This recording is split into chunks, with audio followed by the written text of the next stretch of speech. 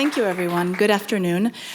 Maybe I'll just take a moment first to ask everyone to silence their cell phones if they have not already done so. This is a good moment to do that.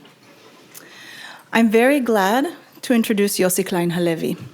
As a senior fellow at the Shalom Hartman Institute in Jerusalem, he co-directs, together with Imam Abdallah Antepli of Duke University, the Institute's Muslim Leadership Initiative, the MLI.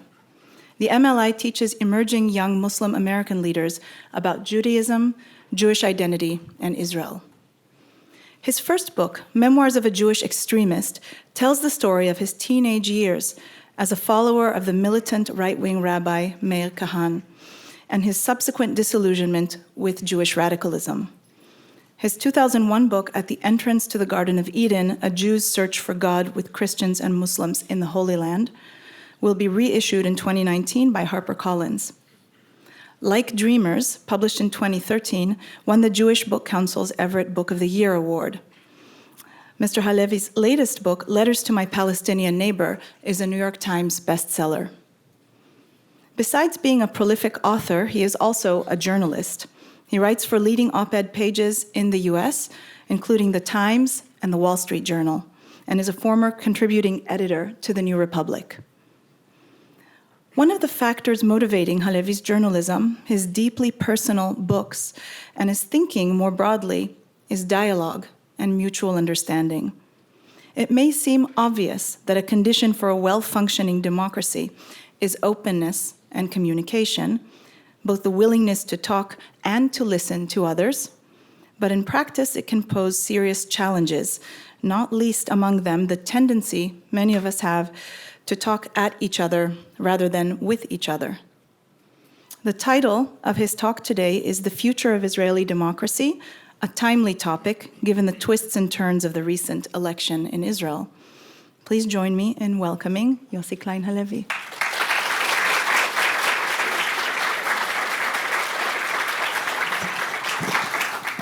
Good afternoon, everyone. Thank you, Karen, and thank you to the Gale Family Foundation, to the Schusterman Center, Tatiana, Jonathan, and Galit. Really delighted to be here with all of you.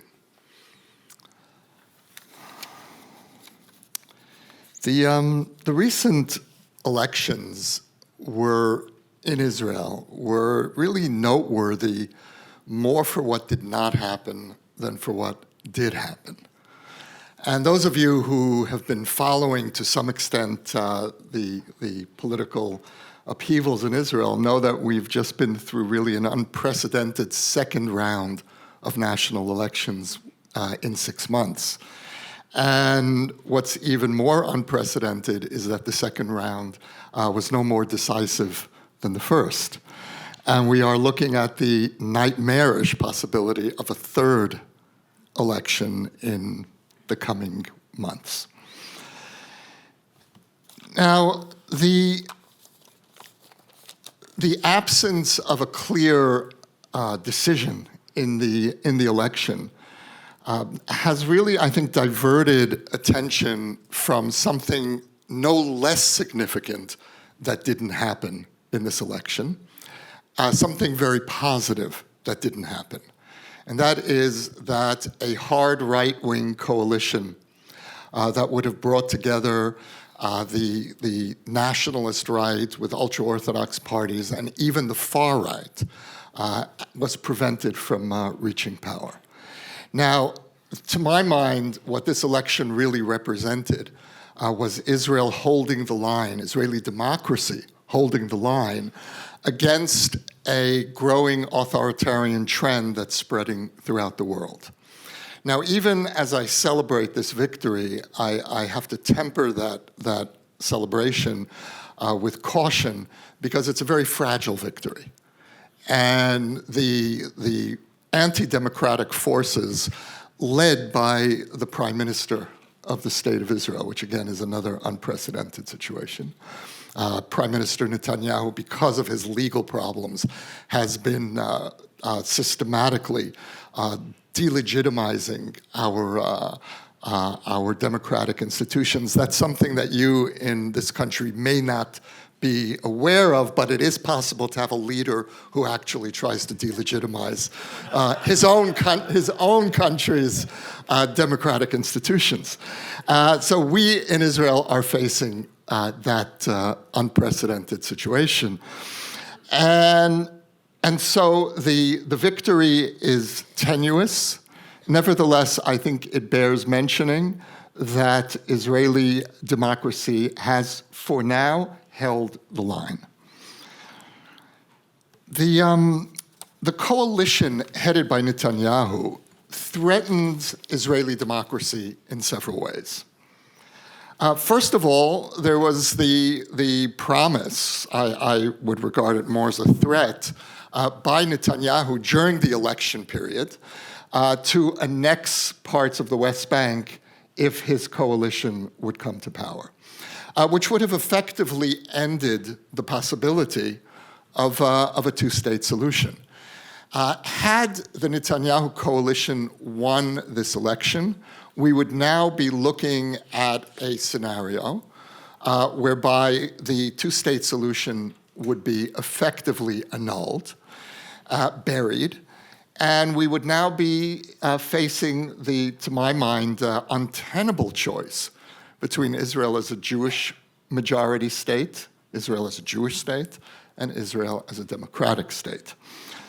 And I'll have more to say about the balance between those two identities and what that means for Israel's being. The other ways in which the Netanyahu government has threatened the integrity of Israeli democracy is to not just challenge the primacy of the courts. And Israel's Supreme Court is one of the most activist in the world. And so there is a legitimate debate over the extent of court activism, but that is not what elements of the right have been arguing about. They have tried to reverse the dynamic whereby the court has final say in certain crucial decisions, especially concerning the basic identity of the country, protecting the democracy, the democratic institutions of the country, and to give that primacy to the Knesset, to the Israeli parliament. And one of the parties that was running in the last election was an ally of the Likud, of Netanyahu's Likud party, but to the right of the Likud, ran under the extraordinary slogan, let us deal with Hamas and the Supreme Court. Hamas, of course, is the terror group that heads Gaza, that runs Gaza. And the Supreme Court is a democratic institution of the State of Israel. And in all the years that I've been following elections in Israel, I grew up in this country, as you can hear from my accent. I moved to Israel in 1982, and I've been closely following elections in Israel ever since.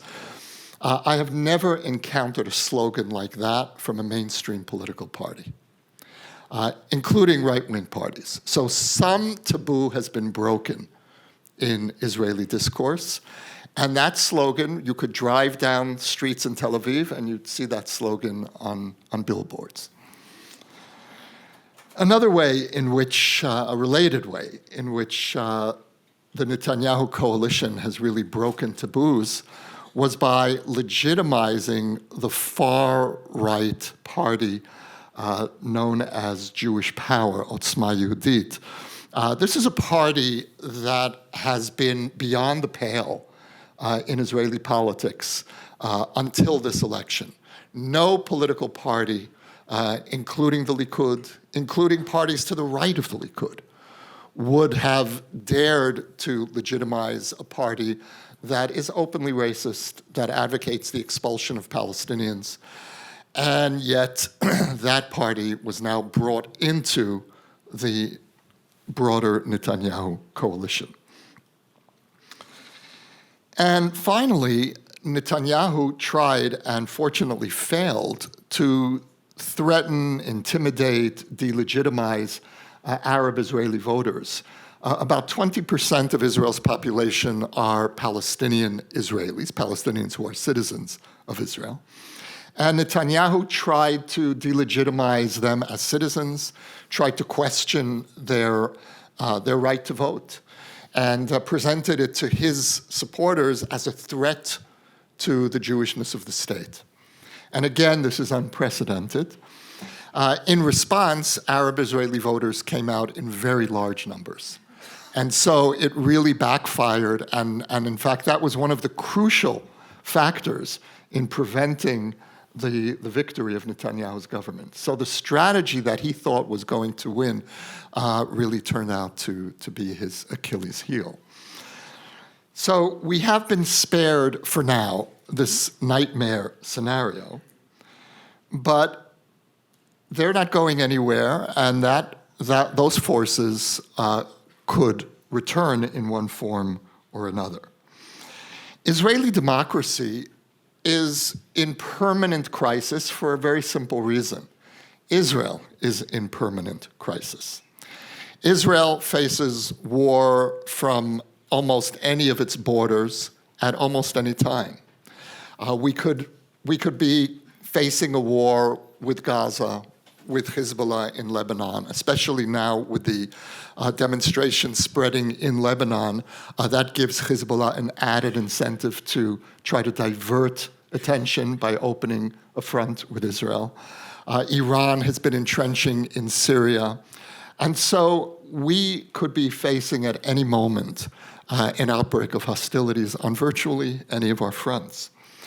And for that reason, Israel is in a unique position as a democracy that is under permanent siege. I would broaden the definition of Israel as a unique democracy in several ways.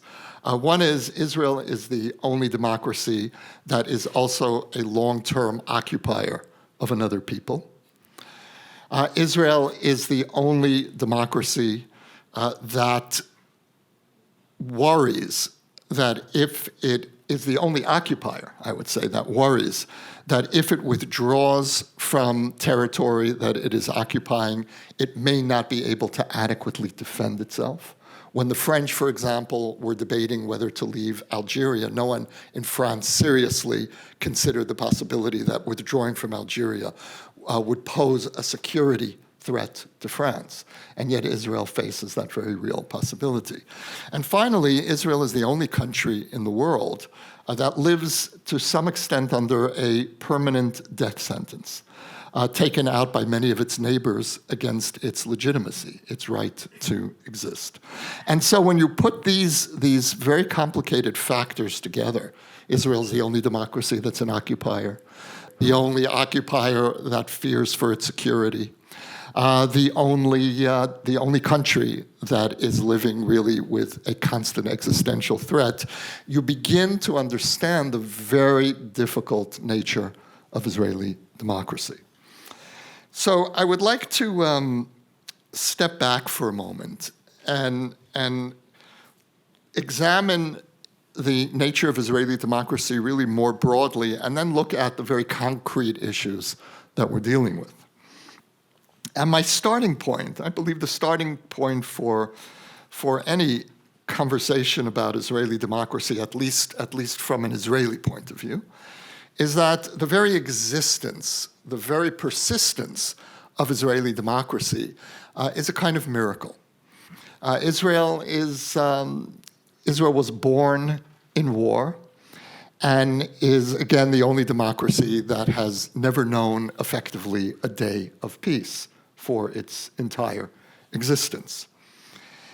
And into this endless pressure cooker came wave after wave of impoverished refugees from Eastern Europe and from Jews from the Middle East, who came from countries that had very little, if any, democratic experience.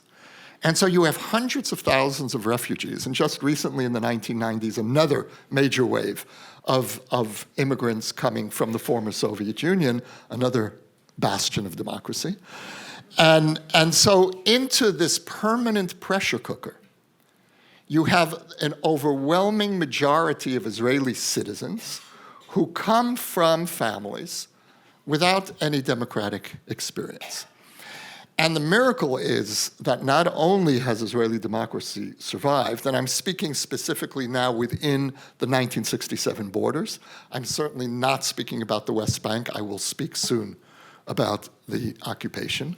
But within sovereign Israel, the Israel of the pre-1967 borders, not only have democratic institutions survived, but I would argue they are stronger today than they have been at any time in Israel's history, despite, or maybe even partly because of, the relentless assault by the government in the last years.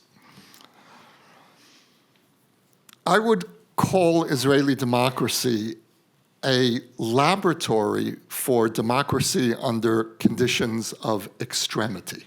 Israel is a test case for what happens when you apply relentless pressure, war, terrorism, siege, boycott onto a country. And in that sense, the failures, the flaws of Israeli democracy are as instructive as its successes, because they tell us something about the fault lines of a democracy under relentless pressure. The institutions of Israeli democracy that I believe have really been strengthened in recent years include the Israeli media. In the 1950s and 60s and even 70s, under the old Labor Party hegemony, there was something known as the Editors' Committee, where the editors of all the country's newspapers would meet on a regular basis with the prime minister. The prime minister, who was always a member of the Labor Party in those years, would offer tantalizing bits of insider information and then tell the editors what they were allowed to publish and what they weren't allowed to publish. And so it's often, I often find it ironic when some American Jews have a kind of nostalgia for the old Labor Israel, because I don't think American Jews really knew Israel in its frontier years, in its formative years. Israel in those years effectively disenfranchised more than half its population. Jews from the Middle East, from Arab countries, were second class. Their culture had almost no representation within the official secular Ashkenazi European culture, which is exactly the opposite of the situation today. Israel today is a genuinely pluralistic culture. And that's something that I saw that transition happening in the early 80s, and it didn't happen under the Labor Party. It happened under the right-wing Likud, which is one reason why Mizrahim, Jews from Arab countries, are still to this day such passionate supporters of the Likud. There's a history here. The Arab Israeli, the Palestinian Israeli community, under Labor, until 1966, under successive Labor governments, Palestinian Israelis lived under effectively military rule, military occupation within the state of Israel. And in fact, the political leader who campaigned against military rule for Palestinian Israelis was Menachem Begin, the former head of the Likud. So the picture is much more complicated than exists in the collective memory of much of American Jewry. At the same time, when I say that Israeli democracy is a miracle, I say that with a great deal of anxiety, because a miracle is a defiance of the laws of nature, which means that a miracle is not something that can be taken for granted. A miracle needs to be protected and nurtured. And today, under the government that we have, the Israeli democracy is seen as a problem rather than as really one of the great achievements of the country. It's seen as a problem by the Israeli government. And a new fault line has opened up in Israeli society.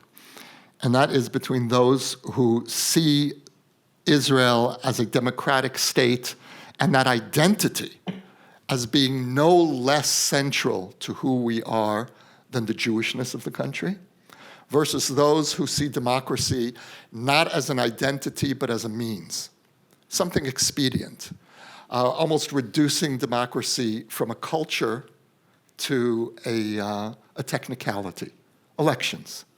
And that's something that we've seen in other parts of the Middle East, for example, the Muslim Brotherhood, which is very much supportive of elections, but has no democratic culture. And so there is this trend beginning in parts of the Israeli right. Certainly not, by no means, all of the Israeli right. Much of the Israeli right does remain committed to Israeli democracy in a more profound way. Nevertheless, this is a fault line that has opened up in recent years, and I would blame Netanyahu to some extent, although there are other factors, some of which resemble factors happening in other democracies around the world. The pushback against democratic institutions. But in Israel, we face, as I think each democracy faces, its own unique variation of this worldwide anti-democratic threat. And in Israel, we have three main challenges to Israel, to our democracy. The first is the occupation. The second is the question of Israel as Jewish state, democratic state, maintaining the balance. What is our identity? Who are we? What is the place not only of non-Jews in a Jewish state, but even more urgently of Palestinian citizens of Israel, which of course is a much more complicated picture given the ongoing war between Israel and much of the Middle East. And finally, the difficult question of religion and state, which in Israel really has very particular resonance. So I'd like to, in the time that we have, I'd like to examine each of these three challenges and how Israeli society is coping, or perhaps how it should cope. Let's, beginning with the occupation. I would say that a majority of Israelis still believe that ruling over another people is not good for Israel. And this is something that these attitudes have fluctuated in Israel over the years. Certainly in recent years, there has been a decline in the Israeli public support for a two-state solution.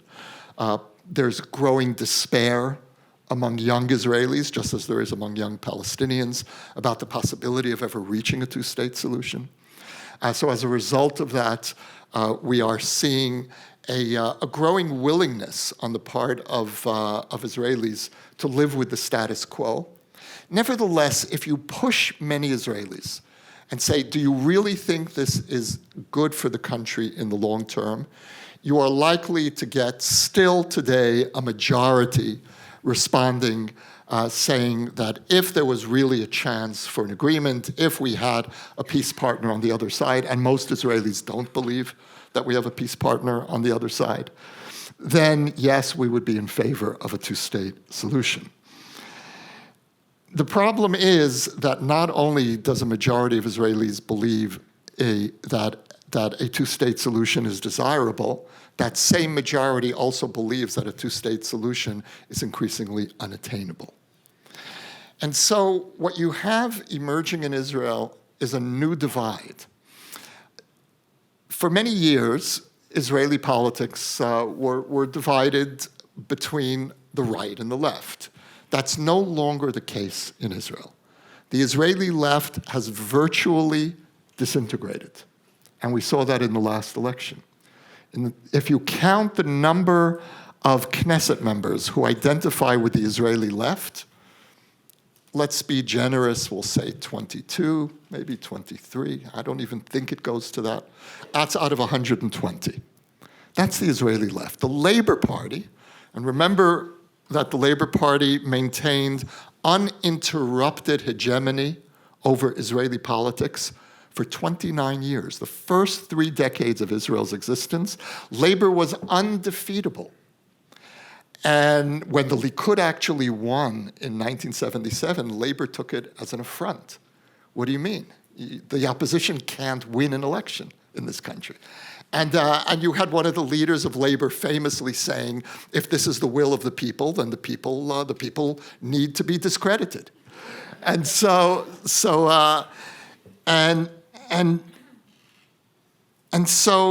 Labor today, in these last elections, emerged with all of 6 seats out of 120.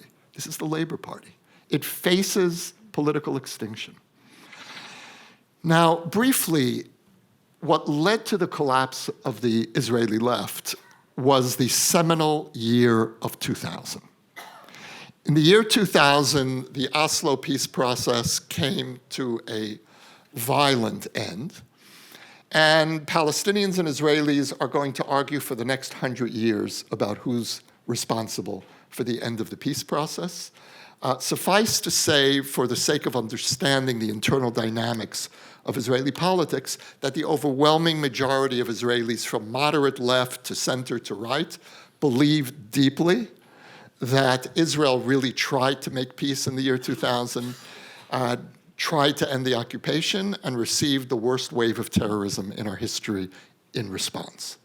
Now, whether you agree or disagree with that narrative, again, what matters for understanding the psyche of the Israeli public is that most Israelis deeply believe this narrative. And so if you believe that your side really tried to make peace, we tried to end the occupation, and we got 4 years of suicide bombings as the so-called counteroffer, then several things will happen politically. First of all, most Israelis will stop feeling guilty about the occupation. And this is something that the international community never internalized, never understood about this seminal psychological shift in Israel in the year 2000. The fact that what I call the camp of guilty Israelis, which I certainly was a part of in the 1990s, that camp fell apart.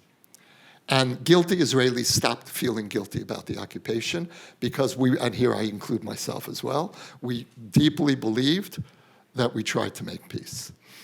And that the conflict was not in the end about creating a Palestinian state, but about the legitimacy of a Jewish majority state in any borders.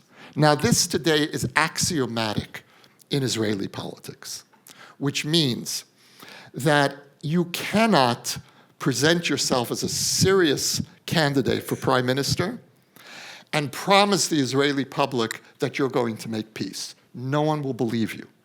The Labor Party is no longer running on a peace platform. The Labor Party was the party of the Oslo process.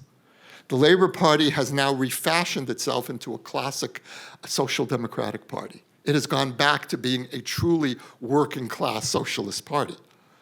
But as a result of that, it is appealing now to working class Israelis, many of whom are Mizrahi, Jews from Arab countries, most of whom are right-wing. The Labor Party is no longer a left-wing party politically on the peace process. That's a major change that's happened in Israeli discourse. And so instead, what has taken the place of the Israeli left is the camp that I belong to, which is the center.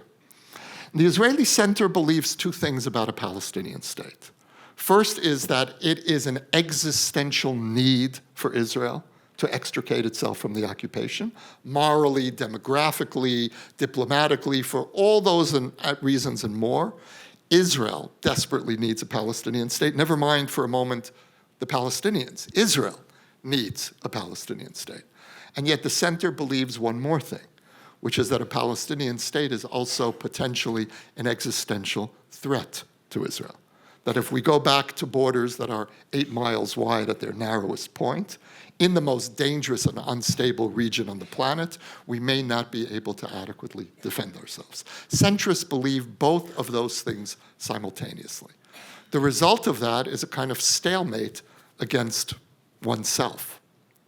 And as a centrist, the left-right debate isn't happening for me out there between two rival camps. It's happening inside of me. I wake up every morning with the debate anew. Sometimes it's a left-wing morning, sometimes it's a right-wing morning. And that's very typical of Israel today. The question then is, how do we break this impasse? And I'll have a bit more to say, perhaps in our Q&A, about how we might begin to conceive of ending the occupation. For now, I would say that ending the occupation is not going to happen in the foreseeable future, which means that we need to be focusing on limiting the extent of the occupation, limiting the damage, building Palestinian institutions, Palestinian economy, and making sure that settlements are not expanding. And that can only happen if the center, which emerged in these elections as the largest party, it beat the Likud. That was the good news. The bad news is that the center bloc is still smaller than the right-wing bloc. The right-wing bloc does not have the ability to form a government. No one does. Neither does the center. And so in this very unstable situation, the best scenario that I think we can hope for would be for a centrist Likud coalition, a center mainstream right coalition that would agree to limit settlement expansion. And we can discuss further possibilities, but most of all, what that government would do would be to prevent the threat of annexing parts of the West Bank from actually being fulfilled and keeping open the hope, however fragile that hope is, for a two-state solution. The second challenge that Israel faces is the identity of the state. Now, we call ourselves, according to our Declaration of Independence, which is the seminal legal document defining Israel's existence. Israel does not have a constitution, and in lieu of a constitution, we have a number of basic laws that the Knesset passed, and the Declaration of Independence, which has legal weight. And the Declaration of Independence defines Israel as both a Jewish state and a democratic state. And the way that I would put it, if you read the Declaration through the eyes of the founders, my understanding is that they envisioned a state that would be the following.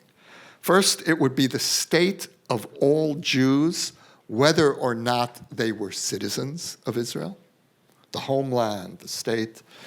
And it would be the state of all of its citizens, whether or not they were Jews. The state of all Jews, whether or not you're a citizen of Israel, the state of all of its citizens, whether or not you were Jews.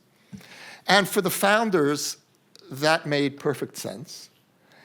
And given the fact that the Jewish people had not had real political experience for 2,000 years, certainly not political experience in governing themselves, it was all theoretical.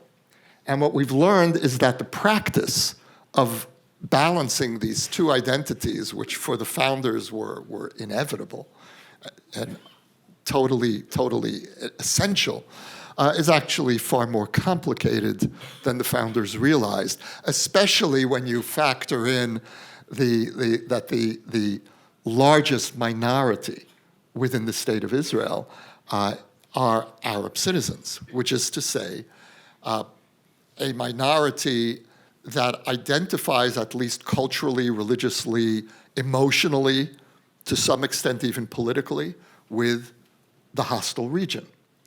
In that sense, we are facing a very complicated dynamic, and I know of no other majority-minority dynamic that quite resembles this one, where both sides feel that the Jewish Israeli majority and the Arab Israeli minority both feel simultaneously to be minority and majority.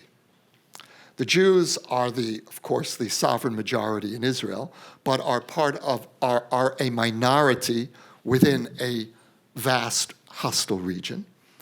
And the Arabs are a minority, a very uncertain minority within this besieged Jewish majority, but at the same time feel themselves part of the regional majority. So that creates a very delicate dance between majority and minority. The only area, the one area that the Israeli Declaration of Independence not only permitted the future state to discriminate in favor of Jews at the expense of the state's non-Jewish citizens, but insisted that the future state would discriminate in favor of the Jewish majority, was in immigration. The Declaration of Independence is explicit in calling on Jews around the world to come live in the country, and the offer would be automatic citizenship to any Jew returning home, to use our language. But in no other instance was discrimination to be tolerated. Now, reality has played out differently. And I often ask myself, what would Israeli democracy look like today if you were able to extract the security fears? In other words, if the Israeli minority would not be suspected by the majority of being, in some sense, a fifth column. What would the majority-minority relationship look like? That, of course, is an entirely theoretical conversation. But in the sense of this majority-minority dynamic, I'll give you an example of how complicated, how this plays out. In 2006, the summer of 2006, Israel had a one-month war with Hezbollah in Lebanon. And it was a very brutal war. It was a war of home fronts. It was missile attacks on Israeli towns and cities. It was the Israeli army trying to uproot the missile bases from within civilian populations in Lebanon. As a result, it was asymmetrical warfare at its ugliest. And I was working as a journalist in those years, and I went up north where most of the fighting was happening, and I went to an Arab restaurant in the Israeli city of Haifa, and I'm having lunch, and suddenly there's an air raid siren, incoming missiles. And the restaurant is packed with Arab Israelis, Jewish Israelis. And we all crowd into the kitchen. And this is a very awkward moment. We're all pressed together, fellow Israelis, but Hezbollah is attacking Israel in the name of the Palestinian people. And so who are the Palestinians in the kitchen with me? Are they Israelis who are being attacked no less than me? Are they Palestinians who in some way sympathize with Hezbollah? And so we're all standing together, pressed, and no one is really looking at each other. And finally, someone says the Hebrew words, du-kiyum. Israelis will appreciate. Du-kiyum means coexistence. And the joke, of course, was this was an Israeli version of coexistence. Here we were, Arabs and Jews, huddled together, seeking protection from an attack on Israel by a pro-Palestinian Arab group. And that, for me, is a kind of an emblematic moment. What do you do with that? Where do you go once you have a situation where your country, if you are a Palestinian citizen of Israel, this is your country, and yet your country is under attack by the region that you identify with. A poll was just taken recently, the last few weeks, by the Israel Democracy Institute, asking Palestinian Israelis, are you proud to be Israeli? Now that's a question, it's a very provocative question. Israel is occupying their cousins, their relatives in the West Bank and Gaza.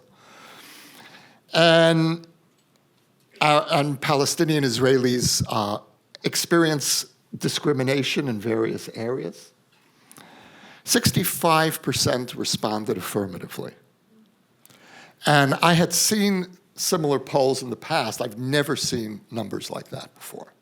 And I'm still trying to unpack how that happened.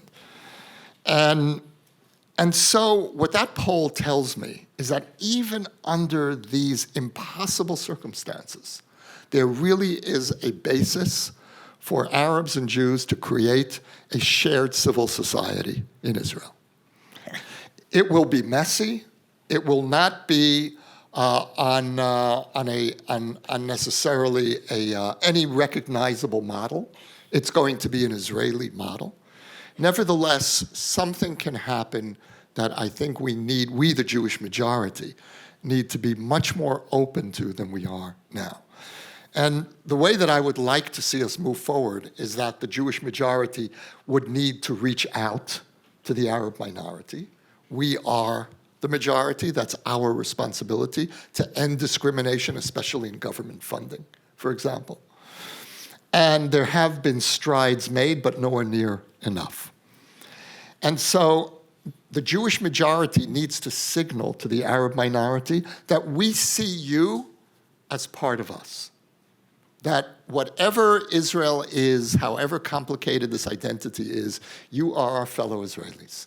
And that when we use the word Israeli, we're not using it as shorthand for Jewish Israeli. And all too often we do that. What I would need as a Jewish Israeli from my fellow citizens who are Palestinian is some indication that they are prepared to be part of the political process.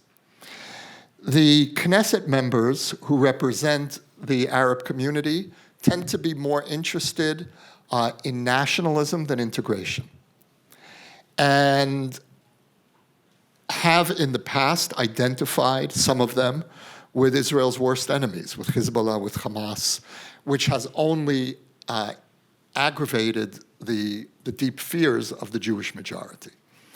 And so the dynamic that we need to see happening for the future of a healthy Israeli democracy is first the Jewish majority makes the overture, and then the Arab minority begins to re-examine the nature of Arab minority politics in Israel.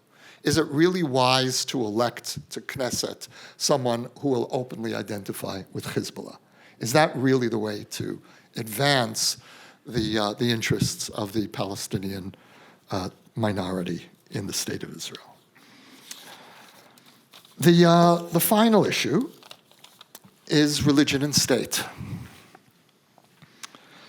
And my starting point in trying to unpack the complexity of the religion-state dynamic in Israel is that Israel is a meeting point of opposites, of paradoxes. In fact, that, for me, that would really, in some sense, be the definition of Israeliness. Israeliness is this uneasy meeting point of opposites. First of all, geographically, we are the meeting point of Asia, Europe, and Africa. So historically, the land of Israel was always this place of contention.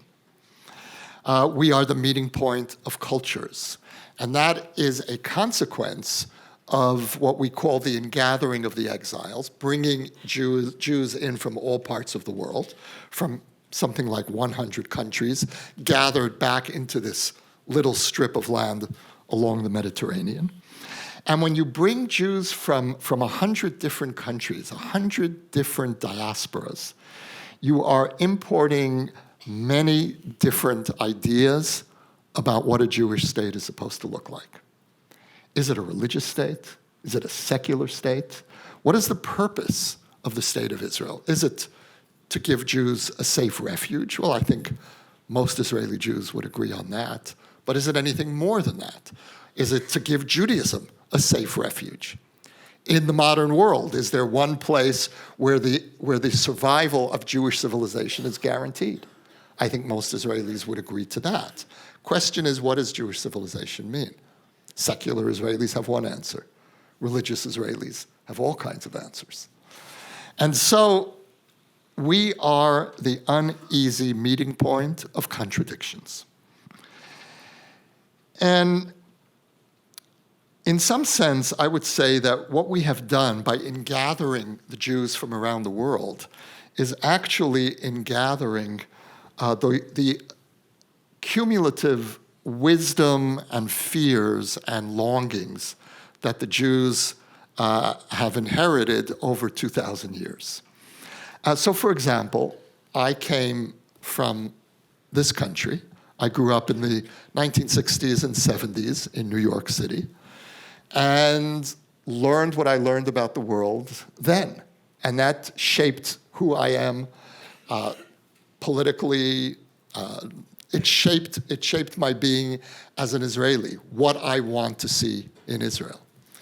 But I have friends who came, for example, from the former Soviet Union, who grew up under a totalitarian regime as a persecuted minority and have very different expectations of Israel.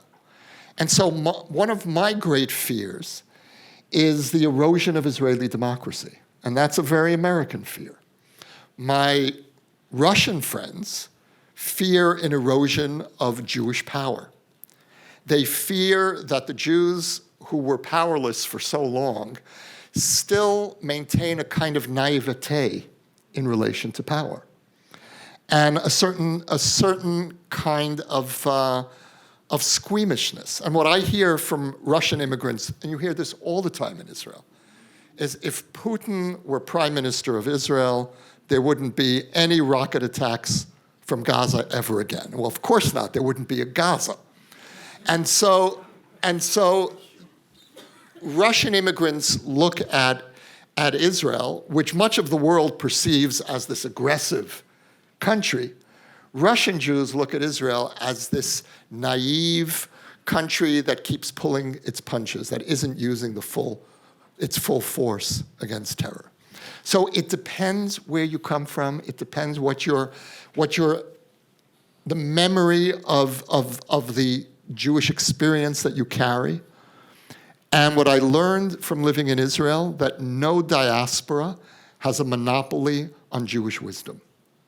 Every diaspora knows what it knows about Jewish identity, Jewish history, and as a result, each wave of immigration has imposed its expectations of what a Jewish state is supposed to be, how it's supposed to behave on the state of Israel. And I often think of our debates, our political and religious debates, cultural debates in Israel, as really Jewish history arguing with itself. Who are we? Who are we supposed to be? And I'll try to wrap up within the next 5 minutes and open for conversation. But I'd just like to make one or two very quick points about religion in Israel. I would define Israel as a secular state that has too many religious laws. And in that sense, think of Italy or Ireland a generation ago. That, to me, is Israel with some very peculiar Jewish twists. For example, you cannot marry civilly in Israel. Doesn't matter, Christian, Muslim, Jew, you can only marry in a religious court, and only in a certain kind of religious court, in the Jewish case, only in an Orthodox court, not in a conservative and Reform Judaism, have no standing officially. And this is a holdover of the Ottoman system, which we inherited, and thought made sense 500 years ago, why not today? And so we continue the Ottoman, we are faithful Ottomans in our religious life. But, and there's always a but in Israel, you can fly to Cyprus, which is 20 minutes away, and you can marry civilly. There are villages in Cyprus that exist economically from these wedding packages of Israelis. And you can marry in a civil marriage, fly back to Israel 20 minutes later, and your marriage is recognized. I don't have time to explain to you why. But trust me, the reason is even more ludicrous than the situation itself. So that's one example where religion would appear to have a stranglehold over people's lives. And more Israelis are opting out and not marrying through official religious channels. And I think that we are very soon going to reach that critical tipping point where perhaps a majority of Israeli Jews will opt out of the system. And after that, the system has no legitimacy anymore.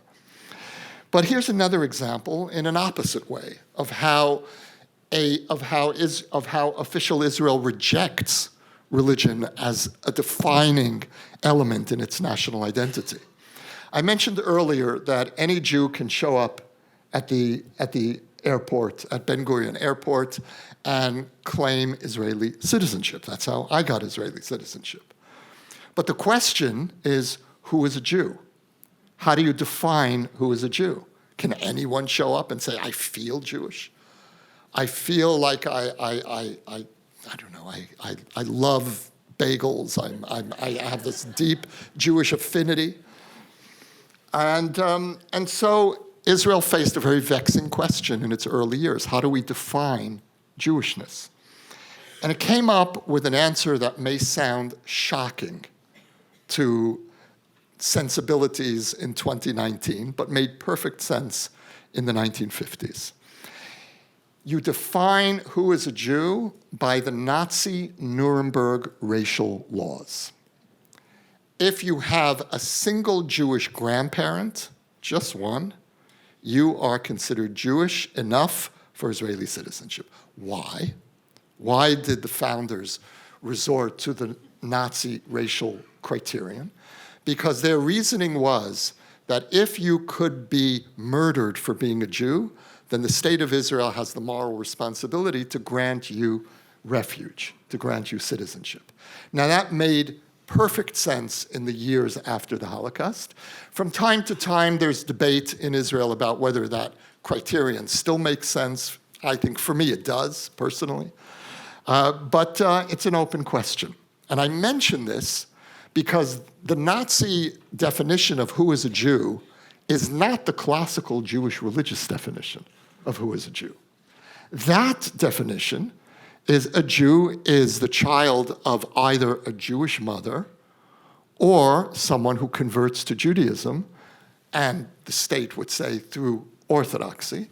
Although here again, you can convert to Judaism outside of the state of Israel through Reform and Conservative, and the state is obliged to recognize that conversion, but not if you convert within the state. We'll leave it. So, as we say about so many issues, it's complicated. And the last words that I'd really like to say before opening for Q&A is that I am optimistic about the future of Israeli democracy, which is to say that I'm optimistic about the future of Israel, partly because of what I've lived through in Israel. I moved in the summer of 1982, which was the beginning of the first Lebanon War. And that was the moment when the Israeli divide really turned brutal, turned to some extent violent. And I look at what's happening today in this country, and it reminds me very much of the Israel that I moved to in 1982. And that Israel became increasingly divided and finally culminated in the assassination of a prime minister in 1995. And so I have this deep dread as an American expat, as someone who loves this country, for where this discourse can be heading.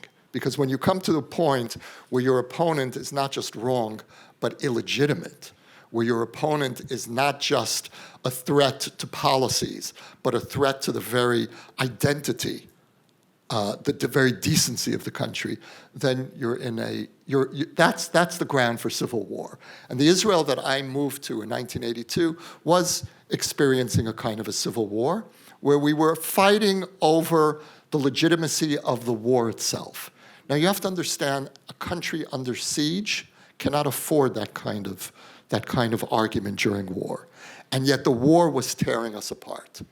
And all kinds of other fissures were opening up. There was serious talk about an ethnic Jewish civil war between Ashkenazim, Jews from European backgrounds, and Mizrahim, Jews from Middle Eastern background. Today, Jews, Ashkenazim and Mizrahim are more likely to have civil wars within their own families because of what we call intermarriage in Israel, of Jews from these different backgrounds marrying each other. And it is today normative for Jews of Eastern and Western backgrounds to marry each other. And so what once seemed inconceivable, where once we really did seem to be on the verge of civil war, today is really, we really are becoming a reunited people. And even the left-right divide has been tempered. So in that sense, I've seen Israel having the capacity to deal with problems that are existential, that really go to the heart of who we are, and to extricate itself often at the last minute on the edge of the abyss, but nevertheless to really find ways of moving forward. And I do believe that if Israeli democracy has not only made it to this point, but actually deepened, we will find ways of dealing with the very formidable threats that we face from the different areas that I discussed. And in the end, I come out on the side of being an optimist in the Israeli sense, which is to be a permanently worried optimist. So why don't we open for conversation? Thank you.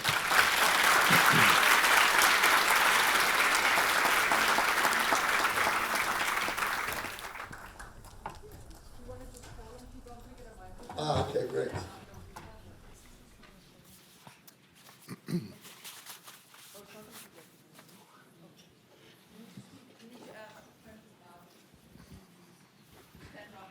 Sure. So in your opinion, what do you see the role of American Judaism in relationship to Israel? Well, it's a great question. It's in some ways one of the most important questions. I would broaden the question to say, what is the mutual responsibility of Israel and American Jewry? And in that sense, I would say on the Israeli side, and I'll start there as an Israeli, I think we have the responsibility to respect American Jewish diversity, American Jewish identity in all of its fascinating, even magnificent pluralism, and we need more of that in Israel. And I think we have a lot to learn from American Jews in terms of religious pluralism. Israel, by denying the right of Reform and conservative Judaism to have equal status with Orthodox Judaism, is effectively disenfranchising parts of the Jewish people. And that, to my mind, is an anti-Zionist act, because the premise of Zionism, as I understand it, is that the ground of Jewish identity is peoplehood. Not religion, it's peoplehood. You can define yourself as a religious Jew, as a secular Jew, as all different varieties of religious Jew. But that was the argument of Zionism, that peoplehood is the defining ground. And the moment you hand the keys of Judaism to one particular group, and really the most, in some ways, exclusivist group within Judaism, then you are committing you are violating the promise of Zionism to the Jewish people, which is to create a home in which all different kinds of Jews would be able to see some reflection of themselves. So that's on our side. I think we also need to take American Jewish moral sensitivities into account. We need to listen to what worries American Jews about the future of Israel, certainly on democracy, on occupation, on other issues. And what I need from American Jews, and here I'll say specifically to the critics of Israel, among American Jews is that I need a broader context for that criticism. If you're going to talk to me about tough love, I can take the tough, but I need some love too. And increasingly, I hear the tough and I don't hear the love. And so I'm deeply worried about the growing voices of alienation from Israel, although I think that those voices have been amplified and to some extent exaggerated. And we saw that in a recent poll.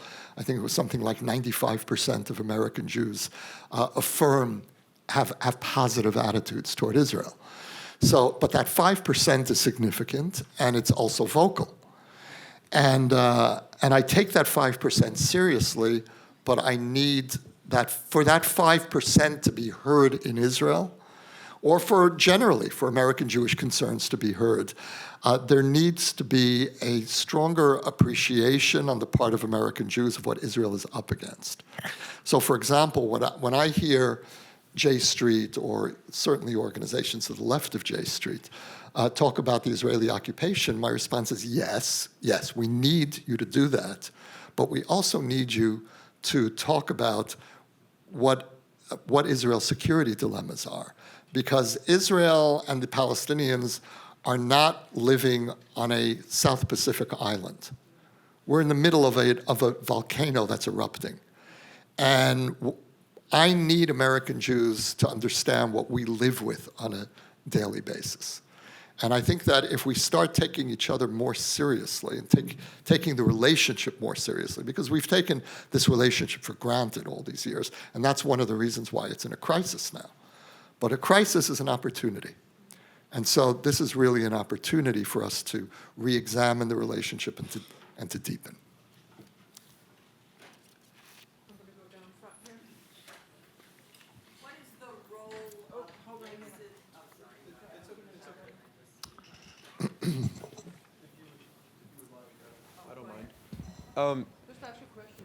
I'm wondering, do you believe that America's embassy move to Jerusalem in any way accelerated the issues that we're seeing with Netanyahu's coalition? No. I think that, look, like most Israelis, I was glad to see the embassy moved. That move did not prejudice an outcome where Jerusalem's sovereignty could be negotiated. The embassy is in West Jerusalem. And so I personally didn't see a problem with that, except that I think that the administration should have made some simultaneous overture to the Palestinians. There should have been some political compensation of some sort, which didn't happen. But no, if you look at the response among Palestinians or in the Middle East generally, in the Arab world, the response was very mild. It wasn't. There were some protests, but it was not really it was not a trigger. I think in retrospect, it has had very little impact one way or another. Within the Jewish population, I'm not specifically talking about the Arab, but the Jewish population in Israel, what is, I'm led to understand, particularly because we have some knowledge of the Ethiopian Jewish community, that there's some issues of racism. How much of that is driven by the government, and what is the role, or what is the opinion of the general population in relation to that? Well, I would separate the question of the Palestinian Israelis and Ethiopians. They're two very different issues. And specifically in relation to Netanyahu. Netanyahu embraces the Ethiopians. The whole government embraces the Ethiopians. Whether they're doing it effectively or not is a different question. Whether they're effectively dealing with those racist elements in Israeli society is a fair question. But certainly official Israel is passionately committed to the integration of Ethiopian Jews into the Israeli mainstream. I can't say the same about Netanyahu and Arab Israelis. a totally different attitude. Netanyahu infamously said in 2015 on election day that appealing to his supporters to turn out to vote because Arabs are streaming to the polls, as if it was illegitimate for Arabs to be voting. And so, although even this government has sent mixed signals, the Netanyahu government has actually invested more in infrastructure in the Arab communities than almost any previous government, with the exception of the Rabin government in 1992. So, and they didn't do it for liberal reasons. They did it for economic reasons. They realized that the Israeli economy is going to be kept back if 20% of the population isn't able to join. We're seeing more and more Arabs joining the Israeli high-tech sector. The latest statistics that I saw about Arab participation, the percentage of Arab students at university, it's doubled in the last 10 years. It's approaching close to 20%, which is the population generally. So there are certain measures that are very impressive, along with other gaps that are simply disgraceful. So the biggest problem right now is that the government, or at least Netanyahu, has been encouraging a certain anti-Arab racism. Could you ask your question loudly? Maybe Yossi, you could repeat it. What role do you think that It's not this working. isn't working? Yeah. What role do you think, like, the future demographic makeup of Israel will play in democracy in Israel? Question is, what role will the future demographic makeup play in Israeli democracy? Look, there are several wild cards when we think about the future of Israeli democracy. One is the security issue. If we could find ourselves, God forbid, in a war this year with Iran and Syria and Hezbollah and Hamas, the IDF is speaking very, very openly about this. And that's one wild card. The other wild card is demography. If there's a two-state solution, then there will continue to be a Jewish majority state. And Israel, the Jews of Israel, not only the Arabs of Israel, but also the Jews, have the highest reproduction rate in the West. And that's not only the ultra-Orthodox. Secular Israelis have 3 children, sometimes 4 children. That's not unusual in Israel. 3 children is in fact a norm in Israeli families.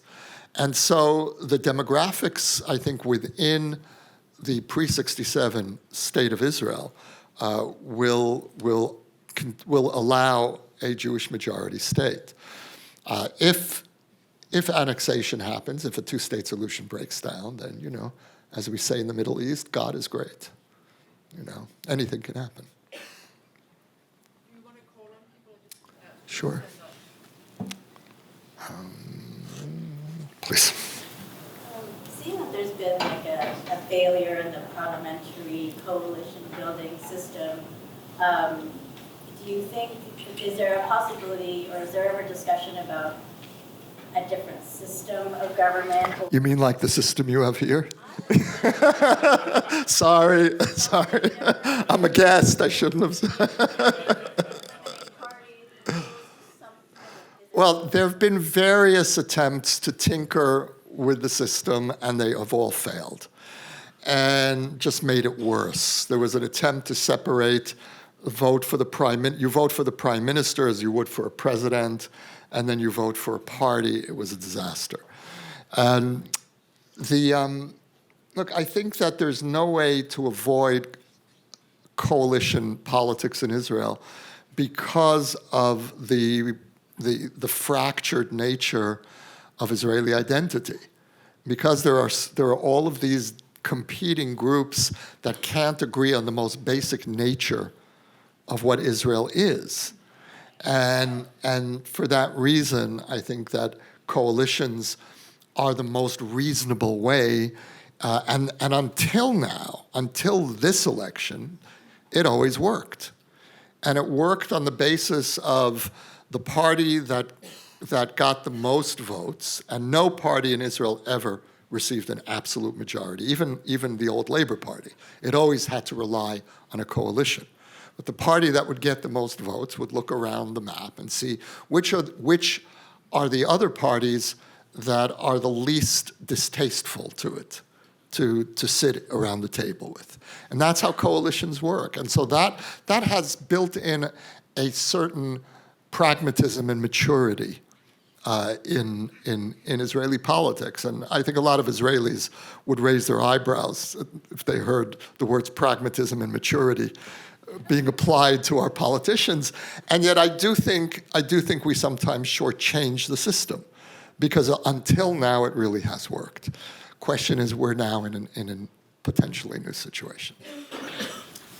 With the success of the United list and with this poll result showing 65% level of emotional support for Israel, what are Palestinian leaders thinking about the possibility of further engagement and participation?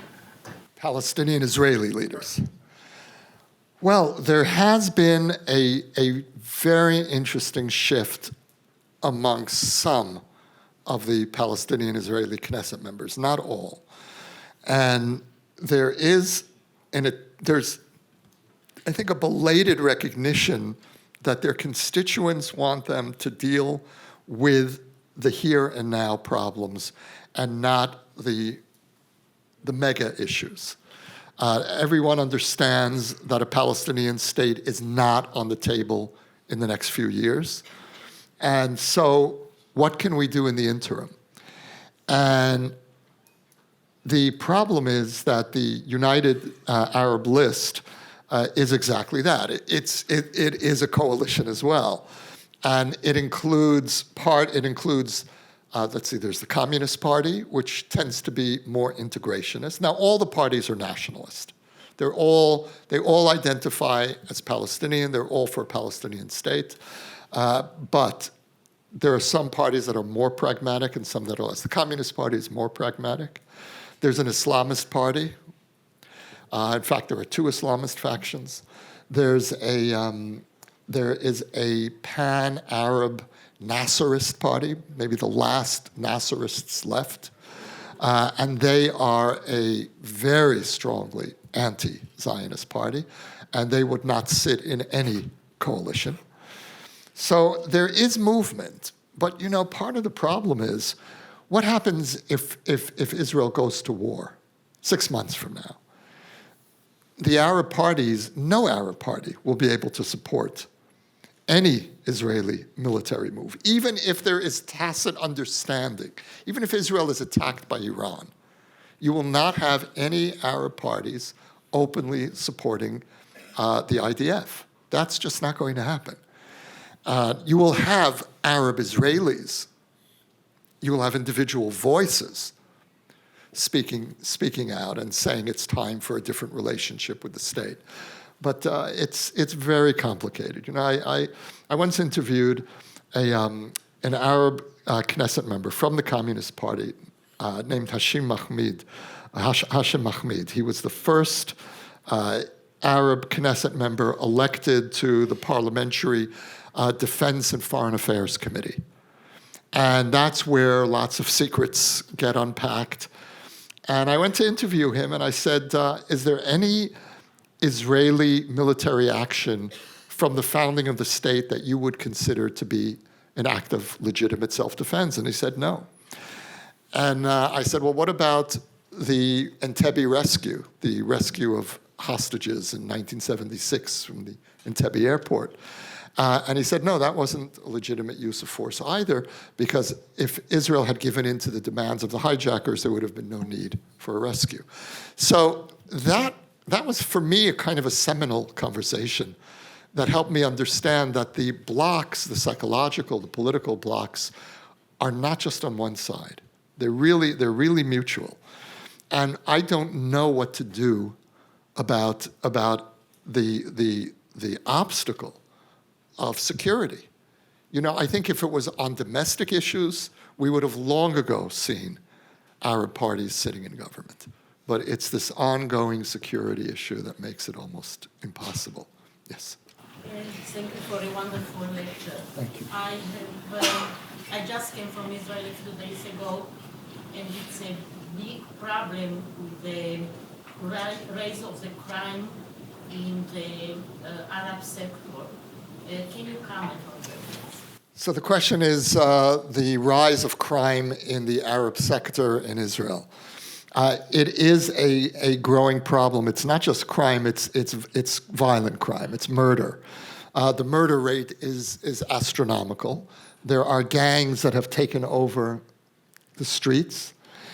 And there have recently been major demonstrations, this goes back to your question, major demonstrations within the Arab community demanding more police protection. Now, unpack that for a moment. Arab Israelis, or as a friend of mine put it very sarcastically, Arab Israelis are demanding that the Israeli government send occupation forces into their villages.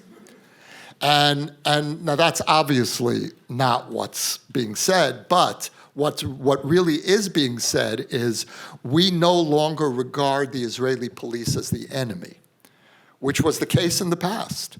You know, in October 2000, 13 Arab Israeli demonstrators were shot dead by Israeli police.